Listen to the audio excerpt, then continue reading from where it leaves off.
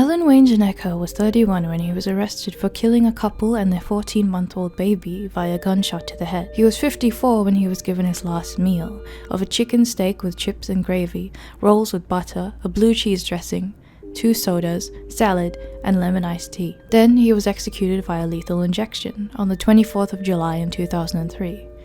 But how did he get to this point? Welcome to another edition of Spooky History Studio Vlogs. Today, while we walk through the crimes of Alan himself and the men standing in the shadows behind him, I've got some new designs for shop items to work on for our visuals. I've also got a thumbnail that I'm working on for a friend. But first, let's get our Kawasaki on and do some cooking.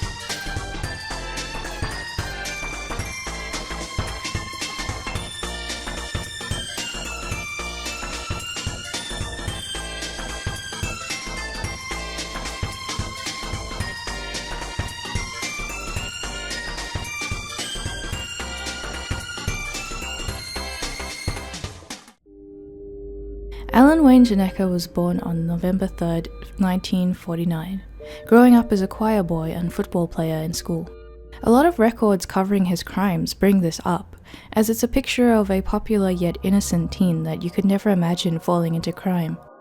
However, soon after he left school, he started getting into trouble. He found himself doing hits for a man who wanted to get rid of his own family, collecting their insurance money while they dropped around him like flies.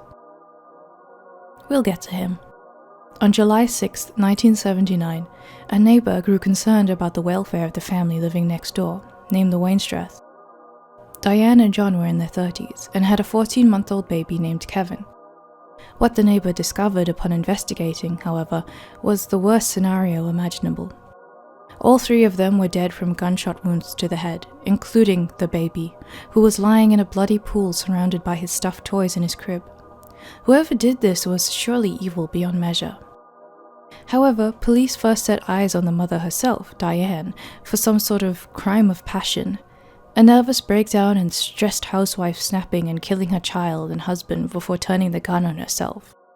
Well, there was no sign of the gun in the home, or a gun that they would have had at all to carry this out, but never mind that. Sometimes these tragic things just magically happen, right? One detective didn't think so. A man by the name of Officer Johnny Bonds had just finished a decades-long case putting away a scammer who had people killed for their money. So, with this fresh in mind, he started to think that Diane's brother, Markham Duff Smith, might be more involved than the police thought. It wasn't long before he had a reason to go after him, though. A co-worker at Markham's insurance firm had come forward with something that he had been directly told by Markham about a family murder. However, that murder wasn't actually about the Wainstraths at all. In 1975, 4 years earlier, Markham's own mother had been found dead and Markham had bragged about doing it himself. The co-worker was terrified to come forward at first, as the mounting guilt had caused him to feel as though he was part of this murderous plot. But once he had heard about the young baby being killed in this recent murder, he knew he had to go to the police. In Georgia, another detective had a new lead. Alan's girlfriend had come forward with a .22 caliber Colt revolver, the murder weapon. She said that she knew about what happened and that Alan was living with her in Georgia after he left Texas due to the murder. The detectives now had to figure out how to get Alan himself. However, on November 23, 1980, things turned out easier than expected.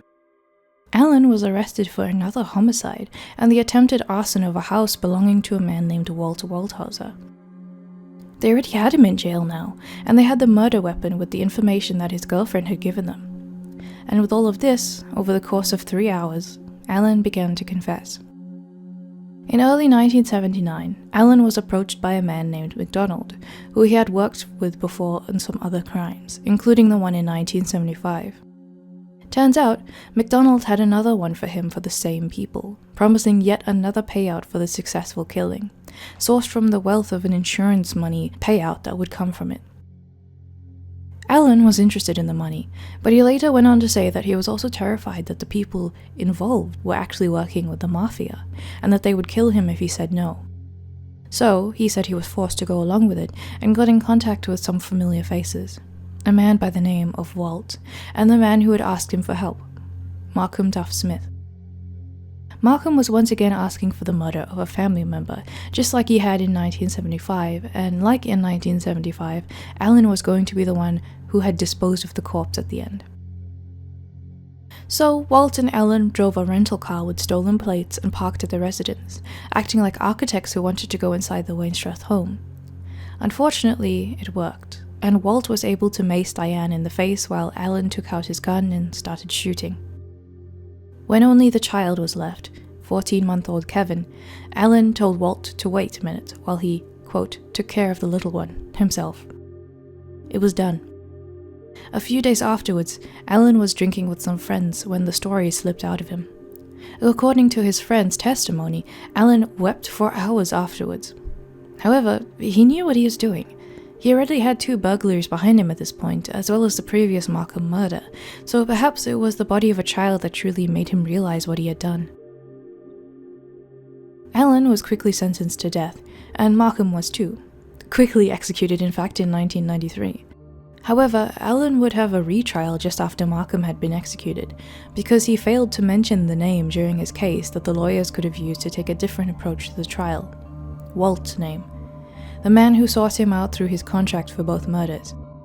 And so his lawyers insisted that he needed to get better sentencing, now more focused on Walt as someone to place the blame on.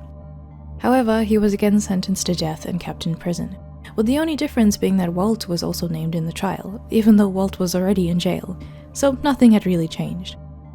When this retrial was being set up, Mark had actually said that he would assist them in the retrial if he was able to delay his execution, but they executed him anyway and went on without him. Walter was sentenced to 30 years, but had gotten out in 1990 and changed his name to Michael Davis. He's currently in jail for life because he got scamming people again. He couldn't help himself. So everyone is behind bars or executed, but that still leaves us with 2 questions. Why did Markham do what he did, and what happened in 1975? Well, I don't have all the answers, but I have a few. Markham Duff Smith was born January 4th, 1947, being quickly adopted by a woman named Gertrude, who would become his mother, but things weren't idealistic. Reportedly, she had high expectations for him, often too much pressure and yet no love. They frequently argued, and he was left with a bitter taste of resentment. He had gone to private school and got a good job. He was used to a lavish lifestyle from success and enjoyed being a big deal in society, especially in the business sphere, but the money never lasted very long. He would frequently ask his mother for money, and it always ended up in arguments where she wouldn't give him any. This is when he met Walt, who was working as a banker, and had an idea for how Markham could not only get his money, but could also get rid of the source of his inconveniences. With Markham's agreement, Walt contacted a man he knew would have someone lined up for a hit, as long as they had the money. With the insurance from her death, surely they would have plenty. That's how they met Alan, who had made it known in the right circles that he was willing to do certain murderous things for the right amount of cash, and the plan was quickly devised. They were told by Markham that Gertrude and her husband would go out to eat at a nearby cafeteria every Wednesday night, and so while she was out, they parked nearby and stuck into the house to wait for the occupants to return. However, it seems that this time, her husband was actually out of the country, and Alan could only kill Gertrude. But he did what he could. When he jumped out at her in her home, she wasn't actually that shocked, and expressed no surprise when he told her who was behind the killings.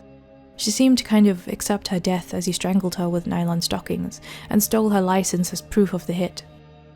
He was only partially paid for the 1 person killed instead of 2, and he called MacDonald, the middleman who recruited him, to scare Markham into giving them the rest of the money anyway. And it worked. This is likely why Alan agreed to the murders the second time in 1979. He knew what Markham would have and would be easily intimidated if there was money left behind. In total, the first murder made him $10,000. Funny, That a wicked man so hell-bent on murdering his family, even his sister's infant, would be so quick to fright when confronted by the man who he hired to do it. He was terrified for his life, but quick to take the life of others for his personal convenience.